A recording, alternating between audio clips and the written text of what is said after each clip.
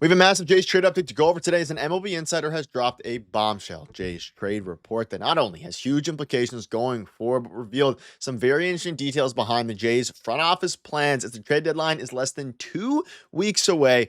And this report reveals some wild details surrounding two particular prospects. We're going to break down exactly who those are and discuss what this means going forward, as well as a few other updates. As folks, Jays baseball is back following the All-Star break. They open up a big series at home against the Giants tonight. We have some updates there, as well as an interesting Dalton Varsho update. A ton to go over today, folks. But before we get into it all, you guys have been absolute beasts with the support. If you want to continue to support the channel, make sure to hit the subscribe button. If you're a part of that percentage who aren't subscribed to the channel, it would mean the world to myself if you could hit that button, folks. A lot to go over today.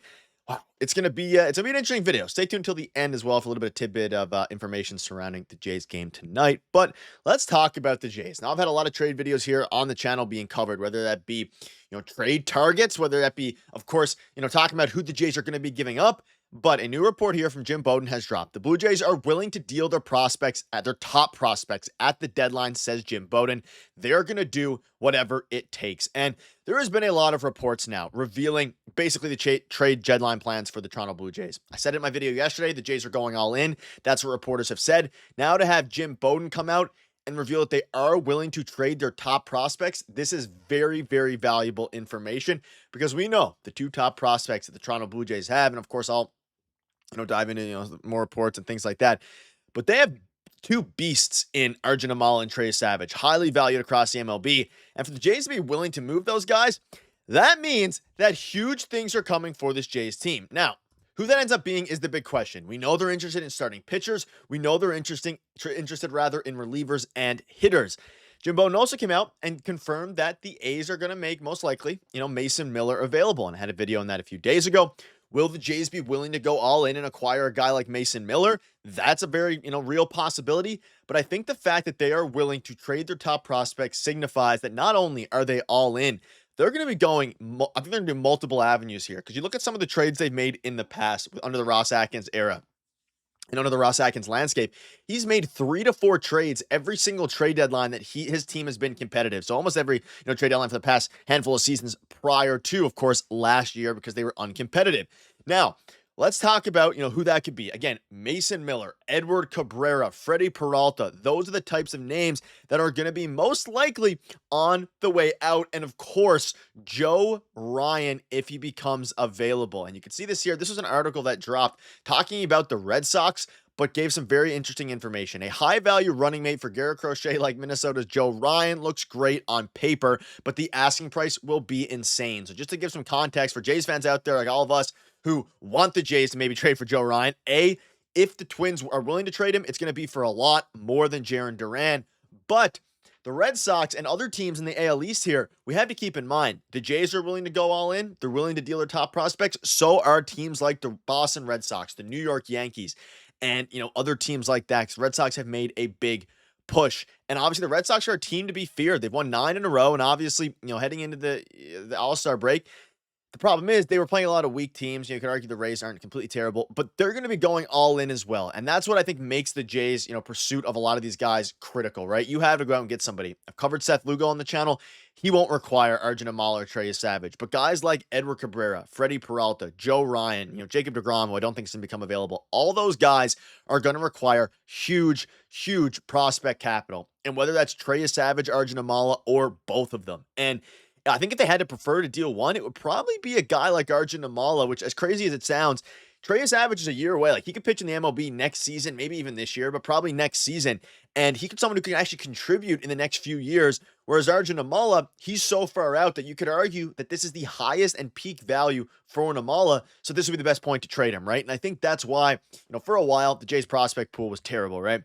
Now they finally have a decent one, and they're willing to go all in because they have to. They're first in the AL East. Another report dropped kind of giving their prediction about the Toronto Blue Jays, and it says here, prediction, the Jays will hold the best record in the AL East for at least one day. So a lot of, reporters out there, writers, are fans of the Toronto Blue Jays, and it basically goes on to say that, they had a really, really hot streak. We know that. They would be the hottest team in baseball, besides the Red Sox. but they're only 3.5 games behind the Tigers for the top spot in the AL, which is a smaller margin than a lot of people realize. And of course, you have the trade deadline, approaching. You're going to try to overtake the Houston Astros because, again, with the third wild card spot, it is important to note that the Jays right now sit third in the AL. So even if they win their division, if they win their division, unless you get to that second or the top spot in the American League, obviously it won't matter because you still will play in the wild card spot, right? So you want to get there. Otherwise, I mean, you're almost not better off getting a wild card spot, of course, but marginal difference, right? Home field advantage. It makes things interesting. At the end of the day, folks, the Jays, they need a starter. They need a bat. They need a hitter, of course. Eugenio Suarez is a name that keeps coming up. But they're going to go all in here, and I expect a blockbuster move to be coming, and I fully expect, to be quite honest at this point, following the many reports I've covered here on the channel, that Arjun Amala or Trey Savage or both are going to be headed out in exchange for arms that have control and are valuable towards World Series runs, not only this season, but of course beyond that as well. And we're all in on the trade reports, trade rumors, and cover them as much as anyone. That's my gut feeling for, being in the weeds of it just as much as anyone. That's my gut feeling for this. They're going to get rid of Arjun Amala or Trey Savage. But again, we'll have to wait and actually see. Also, shout out to this writer for the prediction saying the Jays will hold at least the AL. But first in the AL for a while. It's going to be interesting. Joe Ryan's a prize. Will he become available? That's up in the air. Folks, let's dive into a few other things now. And kind of quietly last night, Dalton Varsho began his rehab assignment with the Florida Complex League. He's going to be returning very, very soon. He went over 3 with a pair of groundouts. It is what it is. He's going to be returning soon, which I'm very, very excited about because we have had this team now dealing with injuries all year. Jimmy Garcia, Dalton Varsho, Anthony Santander, Ryan Burr, all these different guys have been dealing with injuries. Andres Jimenez. With this now, you got a bunch of guys nearing a return. Dalton Varsho nearing a return. Paxton Schultz here, whether he's going to actually factor into the bullpen, he's nearing a return. Probably better than Robinson Pina and Justin Brule. So you have all those guys. Of course, Nick Sandlin's still out with an injury. Hopefully Santander has actually been gripping a bat as well this All-Star break. We know for a while, if you've been watching the injury updates here on the channel, he has been gripping a bat since he went down, which is a crazy injury. But to see Varsho come back, that's going to be crucial. Obviously, he'll take some playing time away from a lot of the fringe, not the fringe, but like the fourth outfield guys. His bat's going to be crucial in this lineup. You have a filthy 1 through 7, especially with the way Addison Barger has continued to play this season. He is going to be, Varsho, a crucial part of this team. Then you add Anthony Santander, and eventually, hopefully he adds some power, probably after the trade deadline in August. Then after that, you get, hopefully, Jimmy Garcia back soon. All these different guys. You have Max Scherzer now available off of rest, pitching today. Everything is looking very, very exciting. Not pitching today, sorry, pitching in this series. Of course, Chris Bassett is pitching today against the San Francisco Giants, against veteran Justin Verlander. Would have been cool to see Verlander versus Max Scherzer, but it is what it is. So coming out of the break today, you have Bassett, Lauer, Berríos, Gausman, Scherzer. And if you're wondering why they're doing that, it's so against the New York Yankees in the next series, they play the Giants and they play the Yankees. You're set up with Gausman, Scherzer, and Bassett against the Yankees. Hopefully you can take care of business. Just keep winning series. That's the goal right now for this Toronto Blue Jays team. And let Ross Atkins do his job. Trade the prospects if you have to. Most importantly, prepare for the next series, which is tonight. Finally, baseball's back. It's been almost a week. Feels like forever. But that'll wrap it up. Let me know down below what your thoughts are on all this. You guys are beasts. Cheers.